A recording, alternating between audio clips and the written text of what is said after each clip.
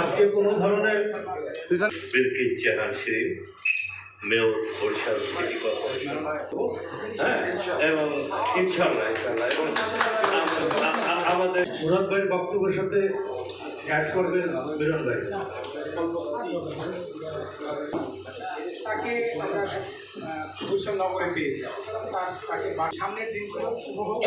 আমরা আপনার সঙ্গে আগেও ছিলাম, এখনও আছি, আগামীতে থাকবো। আর জলাবদ্ধতা নিরসনের লেখনের মাধ্যমে এবং টেলিভিশনে, পত্রিকায়, অনলাইনে রিপোর্ট। তবে আমার দাবি ওই একই রকমের, ভিন্ন কিছু না। সিটি কর্পোরেশনে কিছু দুর্নীতি আছে, আপনি পুরনো লোক, আপনি সব জানেন। যেগুলো দুর্নীতি সেগুলো কঠোর হস্তে দমন করবেন। আপনার এই দমনে নগরবাসী স্বস্তি পাবে। নগরবাসী মনে করবে যে আমরা বিগত দিনে যে যাই করুক না কেন একজন ভালো প্রশাসক পেয়েছি, তার হস্তক্ষেপে আমরা নগরবাসী স্বস্তি পাচ্ছি। এজন্য প্ল্যান নিয়ে যে বিষয়টি বলল তা অত্যন্ত জরুরি বিষয়। প্ল্যান না থাকলে নগর উন্নয়ন হয় না। একটা প্ল্যানের পাশাপাশি অনেক কিছু জড়িত থাকে, ইট, বালি, সিমেন্ট, শ্রমিক, মানে নানান রকমের উন্নয়ন থাকে একটা প্ল্যানের উপরে। প্ল্যান যখন পাশ হয় শহর উন্নয়ন, বড় বড় ভবন না থাকলে মানুষ নগর উন্নয়ন কিছু দেখাও যায় না, বোঝাও যায় না। এরপরে আমাদের প্রেস ক্লাবের তো কিছু দাবি থাকেই। আবার বিশেষ করে আমাদের একটি ক্যান্টিন আছে একেবারে ভাঙাচোরা।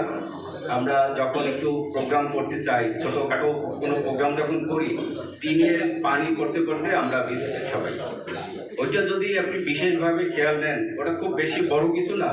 আপনি যদি কোনো সময় পান একবার একটু দেখে গেলেন, একটু সংস্কার দরকার। একটা গুরুত্বপূর্ণ বিষয়, পিছনে একটি আমাদের ছোট একটি ওইটা যদি সংস্কার করেন, আপাতত আমরা কিছুদিন তো চলতে পারি।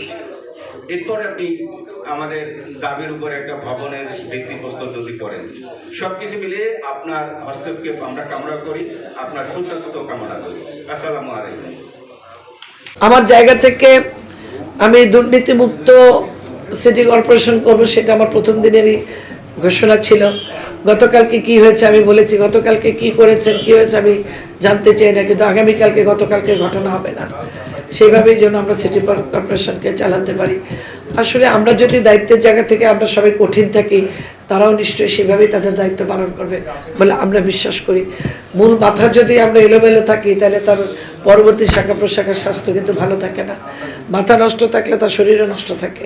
সুতরাং সেই জায়গাটা থেকে আপনাদের সাহায্য চাই।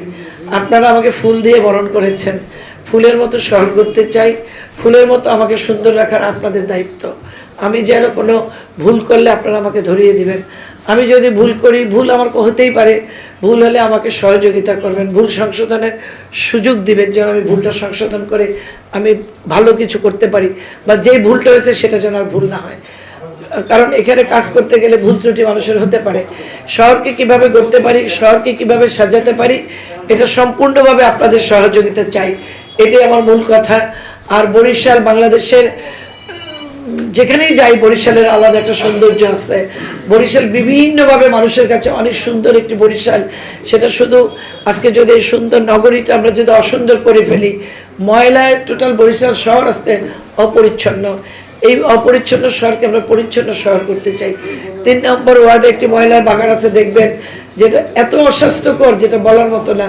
আমি গতকালকে খুব দ্রুত আমরা একটি পার্মানেন্ট জায়গা যেখানে নিয়ে ময়লা ফেলা যায়, সেটা আমরা চেষ্টা করছি যে সেই জায়গাটা কিনে আমরা সেখানে ব্যবস্থা করব। এগুলো আমার কাছে খুব পজিটিভ মনে হয়েছে, যে আমি তাদের পরিবারের একজন সদস্য আপনারা মনে করেন বলেই আমার কাছে এতগুলো আপনার সমস্যার কথা বলেছেন। সোহাগও আমাকে অনেক কথা বলে, অপূর্ব অপু আমার সাথে কথা বলে, 71 আমাদের বিধান, প্রায় আমাকে বাংলা মিশনের শাহিদ, সুমন, তারপর মাছরাঙার, তারপর আমাদের কালের কণ্ঠ, তারপর আমাদের সুহাদ, এরা আমার সাথে সবসময় যোগাযোগ করে। সুমন আমাদের